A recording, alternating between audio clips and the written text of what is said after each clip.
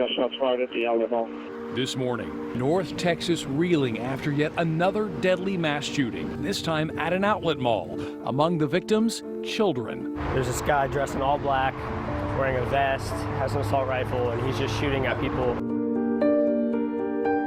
Chaos as the gunman opens fire, sending hundreds of shoppers running for safety.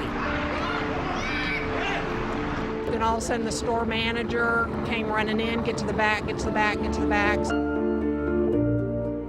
The three big questions this morning: who were the victims, who was the shooter, and what was the motive?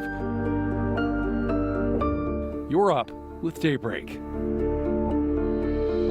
We are returning to our coverage of a mass shooting here in North Texas in our suburbs as we're speaking to a leading law enforcement expert. Joining us now, Alex Carmen, a criminologist and trainer for the FBI. And I want to thank you for waking up with us early on this Sunday, Alex.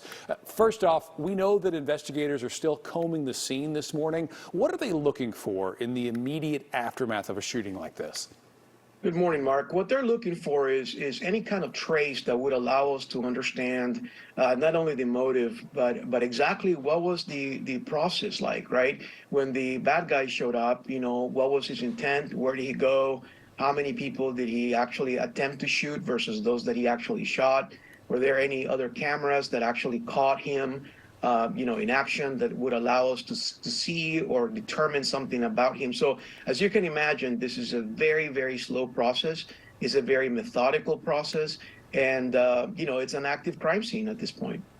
Now, according to Everytown, research suggests that in a third of mass shootings, the shooter exhibited some form of warning signs before the attack. What type of signs should people be aware of?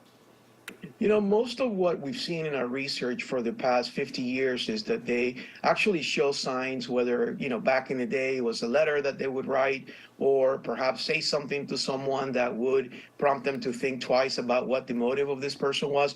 But in the past maybe 10 years or so, we've seen signatures, as we call it, on social media. And what that means is that the person has expressed their feelings, a manifesto, or perhaps even their intent and even their detailed plans as to where it is that they were going to engage in a mass killing. The problem with that is that these particular warning signs come either minutes before the actual incident takes place, or in some cases they go unnoticed by law enforcement, given the volume of information that law enforcement will have to go through in order to identify these individual actors.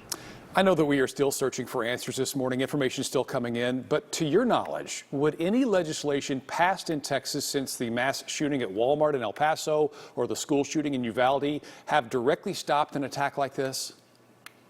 Hard to say, in the sense that we don't really know exactly much about this guy except maybe his age and where he lived. What we do know, however, is the Texas legislators are contemplating right now, as I speak to you, several bills that, hopefully they'll find some traction, one of which has to do with the fact that they would limit the age of someone from buying assault rifles. And various others that perhaps may have helped overall, but not necessarily related to this case, as we know that this particular individual was older than 21 years old. Of course, a lot of open questions right now, right? One of them is, how did he obtain the assault rifle? What was exactly his motive? Would any law that would have been in place prohibiting anyone from engaging in this type of behavior would have prevented this crime is anybody's guess at this point.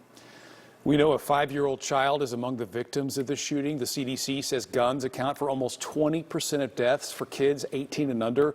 How severe is this epidemic?